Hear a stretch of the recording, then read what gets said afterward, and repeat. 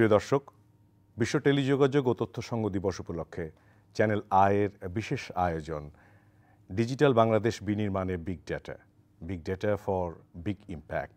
আজকের অনুষ্ঠানে আলোচনার জন্য উপস্থিত আছেন বাংলাদেশ প্রকৌশল বিশ্ববিদ্যালয় বুয়েটের উপাচার্য ডক্টর সাইফুল ইসলাম।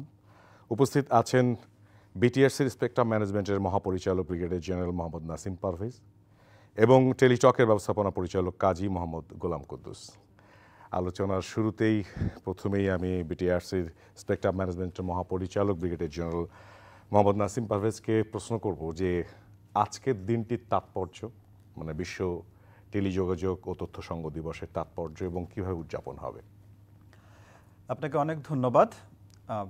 শুরুতে আমি বলতে চাই ITU ইন্টারন্যাশনাল টেলিকমিউনিকেশন ইউনিয়ন, এটা আপনার 1865 সালে ইন্টারন্যাশনাল টেলিগ্রাফ কনভেনশন প্রথমে নির্ধারণ করে বা এটা সাইন হয়।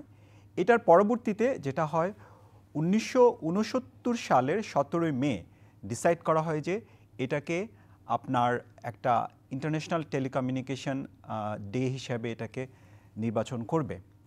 এবং পরবর্তীতে যেটা হয় ওয়ার্ল্ড ইনফরমেশন সোসাইটি ডে 2005 সালে তারা ডিক্লেয়ার করে যে না, ঠিক আছে, আমরা আবার ইনফরমেশন সোসাইটি ডে হিসেবেও একটা ডে ডিক্লেয়ার করার প্রয়োজন আছে। এবং পরবর্তীতে টার্কিতে ITUর একটা কনভেনশন হয়, সেখানে ডিসাইড করা হয় যে ঠিক আছে, এই একটা ডেট 17 মে, এই ডেটটাকেই দুটো ডে হিসাবে, একটা হলো আমরা যেটা বলতেছি ITU world telecommunication and information society day. So একত্রে হিসেবে পালন করা হচ্ছে সেখান থেকে। এখন আমি বাংলাদেশের পার্সপেক্টিভ এটা আসি। আপনারা সবাই জানেন 1973 সালের 5ই সেপ্টেম্বর আমরা প্রথম ITUর মেম্বার হিসাবে বাংলাদেশ সদস্যপদ লাভ করে এবং পরবর্তীতে যেটা হয়েছে 2004 সাল থেকে আমরা এটা নিয়মিতভাবে এই দিবসটাকে পালন করছি।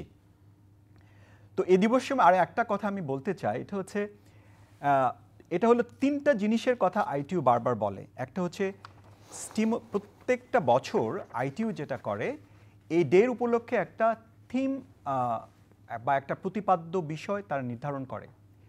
এই বছরে যেরকম উনি প্রথমেই বললেন আজকের মডারেটর, এটা হচ্ছে big data for big impact. So এই থিমের উপর ভিত্তি করে প্রত্যেকটা যে মেম্বার কান্ট্রি আছে তাদেরকে বলা হয় যে ঠিক আছে, stimulating and reflection of their ideas, মানে তারা এই আইডিয়া থিমের উপর ভিত্তি করে তারা এক্সচেঞ্জ অফ আইডিয়া করবে। করার পরবর্তীতে যেটা করবে, তারা বিভিন্ন যে স্টেক হোল্ডার আছে তারা এটার উপরে ডিবেট করে আলটিমেটলি ওই পার্টিকুলার কান্ট্রি অথবা দেশ তাদের জন্য একটা রিপোর্ট তৈরি করবে। So that is the actually আমাদের প্রতিপাদ্য বিষয়কে আমরা কি করে আমাদের দেশের জন্য কাজে লাগাতে পারি। দিনটি কীভাবে উদযাপন করছি আমরা? দিনটা উদযাপন করার বিষয়ে এবার অনেকগুলো প্রোগ্রাম করা হয়েছে, যেটা আমি তিনটা জিনিস বললাম, যেটা স্টিমুলেটিং, ডিবেটিং এবং তারপর হলো একটা রিপোর্টিং হিসাবে। তো স্টিমুলেটিং আইডিয়ার জন্য যেটা করা হয়েছে আপনার প্রথমে হলো 17 মে একটা আমরা বলছি র্যালি এবং রোড শো করা হবে, যেখানে বাংলাদেশ টেলিকম ইন্ডাস্ট্রির বিভিন্ন যারা সেক্টর আছে, MNOsরা আছে, মোবাইল বিভিন্ন অ্যাসোসিয়েশন যারা আছে, তারা IOF আছে, তারপরে এরকম FM রেডিওস আছে, সবগুলো যে টেলিকম ইন্ডাস্ট্রি আছে তারা সবাই এখানে তাদের নিজস্ব এক একটা করে গাড়ি তারা সুন্দর করে সাজাবে। এখানে তাদের বক্তব্যটা ওই গাড়ির সামনে উপস্থাপন করার চেষ্টা করবে। এখানে সরকারি যে সংস্থাগুলো আছে সেগুলো কিন্তু পার্টিসিপেট করছে, লাইক ডাক পরিদপ্তর এখানে পার্টিসিপেট করছে, তারপরে আমাদের টেসিস এখানে পার্টিসিপেট করছে, টেলিটক পার্টিসিপেট করছে। প্রত্যেকটা গাড়িতে টেলিযোগাযোগ মন্ত্রণালয়ের অধীনস্থ সমস্ত সংস্থা এবং বিটিআরসি এবং যারা টেলিকম ইন্ডাস্ট্রিতে যারা আছে লাইক মোবাইল কোম্পানিগুলো এখানে পার্টিসিপেট করছে। তারপরে হচ্ছে যে আপনার FM রেডিওরা পার্টিসিপেট করছে, এখানে ISP অ্যাসোসিয়েশনও পার্টিসিপেট করছে। তো এরকম প্রায় 30 থেকে 35টা ভেহিকেল হবে। এটা নিয়ে প্রথমে শুরুতে আপনার একটা রুট ধরে এটা প্রথমে শুরু হবে আমাদের বিটিআরসি ভবন সামনে থেকে এবং এটা আপনার শাহবাগ হয়ে তারপরে মহাখালী হয়ে এবং আপনাদের রাস্তার সামনে দিয়ে যাবে। ইনফ্যাক্ট আমরা একটা অন্য জায়গায় যদি যেতে চাই, সেটা হচ্ছে big data for big impact. Sir এখানে উপস্থিত আছেন এবং আমি যতদূর জানি যে আপনারা দুজনই স্যারের ছাত্র আর কি। স্যার, এবারের প্রতিপাদ্য বিষয় হচ্ছে big data for big impact. সাধারণ দর্শকদেরকে যদি আপনি বিগ ডেটা সম্পর্কে সাধারণভাবে বুঝিয়ে বলেন একটু। বিগ ডেটা আসলে এটা তো টেকনোলজিক্যাল ইভলিউশনের মাধ্যমে এই টার্মটা এসছে।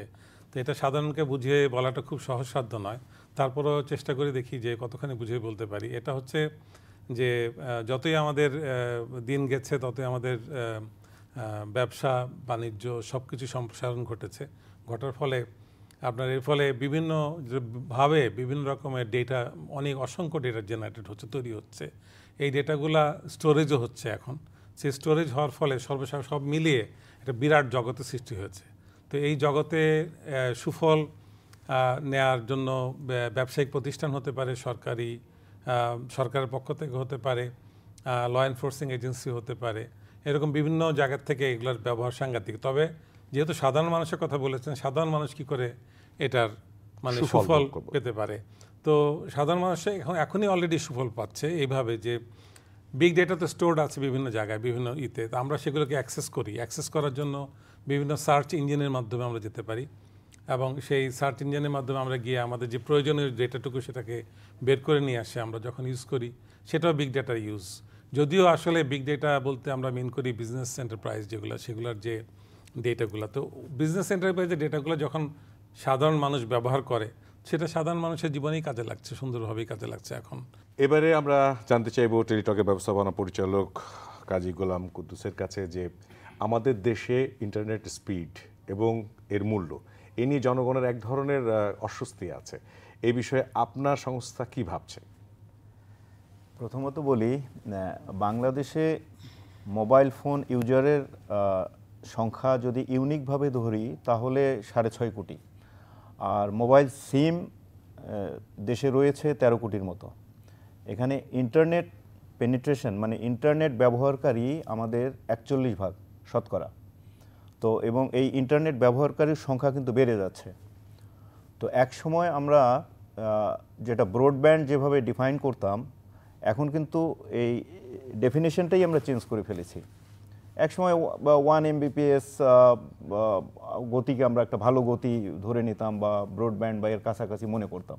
এখন কিন্তু এই লিমিটেশনগুলো নেই।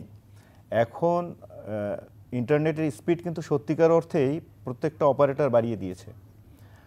আর ইন্টারনেটের যে আপনি দামের কথা যেটা বলছেন, সেটা আইটিউর একটা স্টাডি আছে।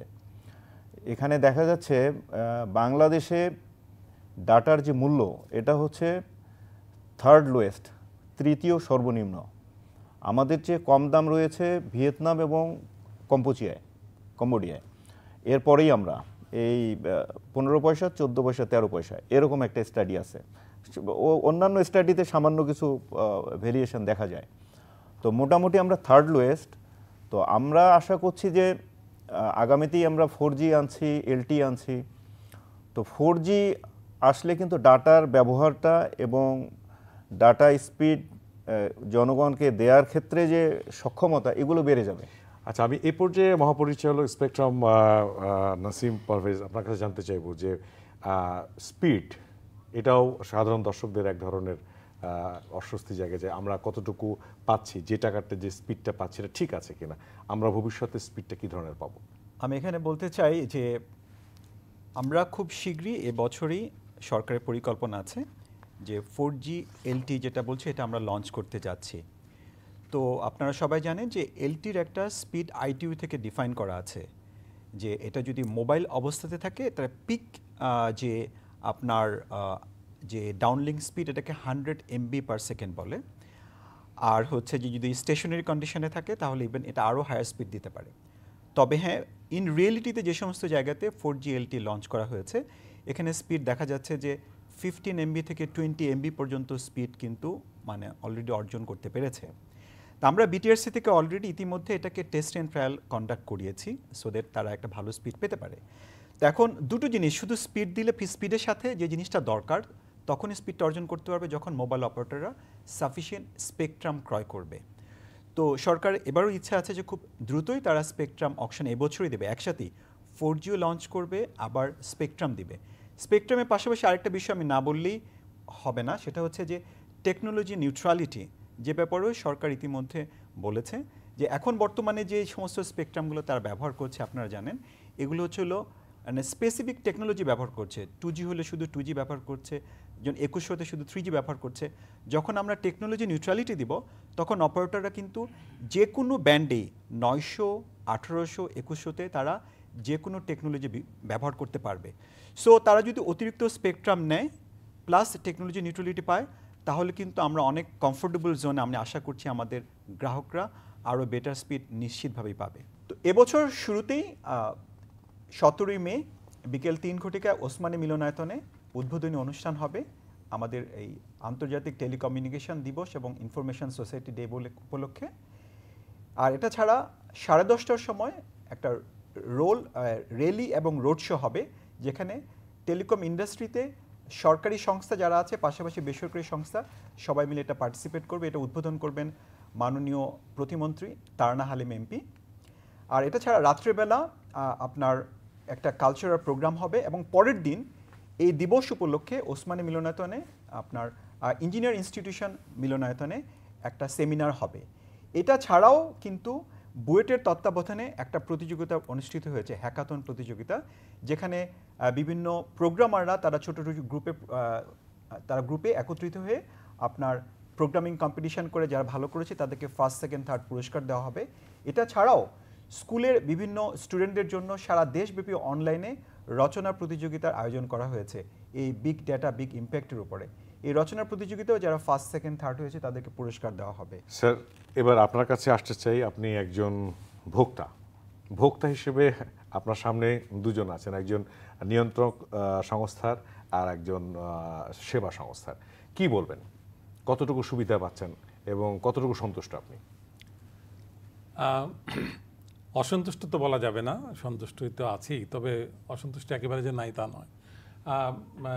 আমি অনেক আগে যখন মোবাইলের কথাই বলি, মোবাইলের রেট একসময় 7 টাকা প্রতি মিনিট ছিল, কমে এসে আরও হাই ছিল, তবে 7 টাকা একটা কমে এসেছিল। আমি সরকারি কোনো একটা জায়গায় লেকচার দিতাম বছর একটা করে, তখন আমি বললাম যে এটা অনেক হাই, আমি চাই যে কল রেট 60 পয়সা প্রতি মিনিটে নেমে আসবে। অনেক আগে, তখন 7 টাকা ছিল। তো আমার এই কথা শুনে অনেকেই অবাক হয়েছেন যে কি বলে। তো আমি বলছি যে না, ওইটাই আমার টার্গেট হওয়া উচিত। কারণ আমি যে টাকাটা নেব, টাকাটা দিয়ে আমি কি করব? আমি তো জনগণেরই ভালো করব। জনগণ যদি বেশি কথা বলতে পারে, বেশি ব্যবসা বাণিজ্য হয়, তো এটা আসলে কিন্তু ধাপে ধাপে তারপরে কল রেট নামা শুরু করলো।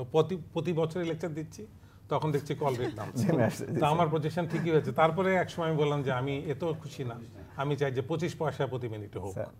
25 পয়সা প্রায় নেমে এসেছিল এবং বেশ কিছুদিন ছিল, তারপরও বিভিন্ন কারণে এটা আবার উঠে এসছে। এখন মোটামুটি 60 পয়সা যদি ধরি, এটা অ্যাভারেজ প্রাইস আছে। তো আমার কাছে মনে হয় যেন 25 পয়সাটাই আমাদের আয়ের তুলনায় সেটা হওয়া উচিত আর কি। আর ডেটা রেট যেটা আছে, আপনি বললেন যে থার্ড লোয়েস্ট আমরা পজিশনে আছি। তো থার্ড লোয়েস্ট পজিশনে থাকলে তো হবে না, সেটা আমাদের আয়ের সাথে সঙ্গতিপূর্ণ হতে হবে। আর আমরা আরেকজনকে দেখেই যে বলবো যে আমরা খুশি, তা তো না। আমাদের কাজকর্মে যে কি বলে ডায়নামিজম আসে, সেটাই আমরা চাই। তো আমি বলবো যে ডেটা রেট এখনো মোবাইলের যে ডেটা রেট যথেষ্ট হাই। যদি আমি ব্রডব্যান্ড লাইন দিয়ে যদি নেই, সেখানে আমি বাসায় একটা রাউটার বসিয়ে নেই, তাহলে যে রেটে আমি পাই তার চেয়ে তো অনেক বেশি।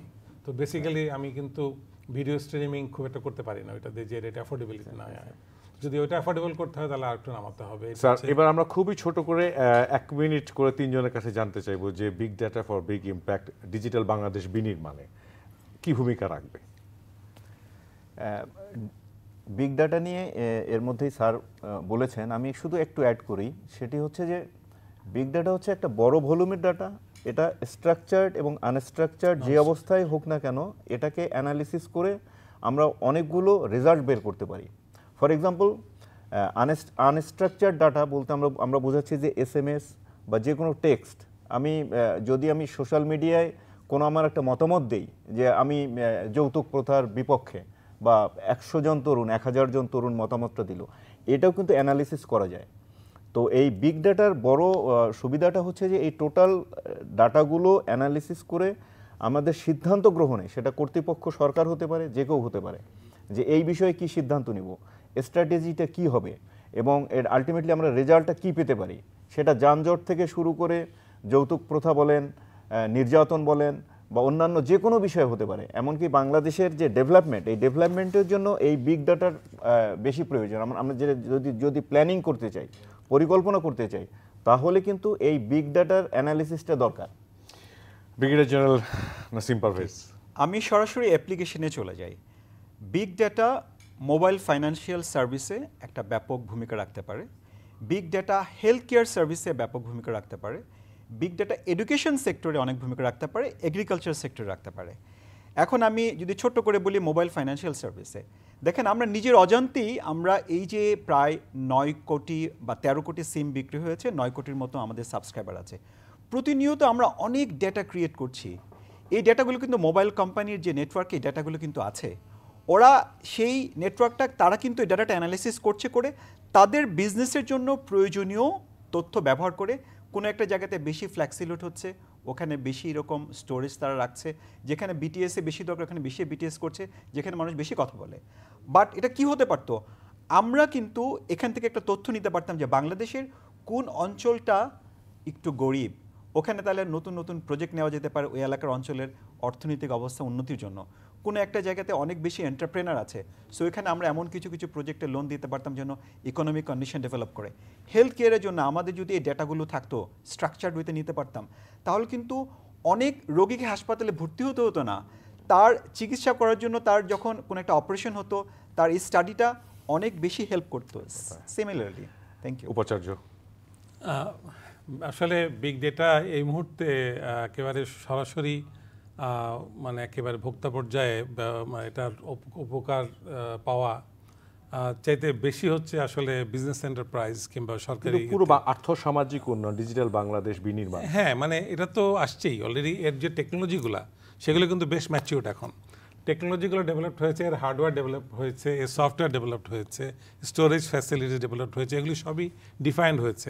এখন আমার মনে হয় আরও কিছুদিন সময় লাগবে যেটা আমাদের সাধারণ লোকদের জন্য সম্পূর্ণভাবে আরও বেশি করে ব্যবহার উপযোগী করে তোলার জন্য আর একটু সময় দিতে হবে। আমার মনে হয় এই মুহূর্তে আমরা এইটাই বলতে পারি আর কি। আমরা শুনলাম বিশ্ব টেলিযোগাযোগ ও তথ্য সংঘ দিবস উপলক্ষে চ্যানেল আয়ের বিশেষ আলোচনা অনুষ্ঠান ডিজিটাল বাংলাদেশ বিনির্মাণে big data for big performance. আপনাদের সবাইকে ধন্যবাদ, সুস্থ থাকুন।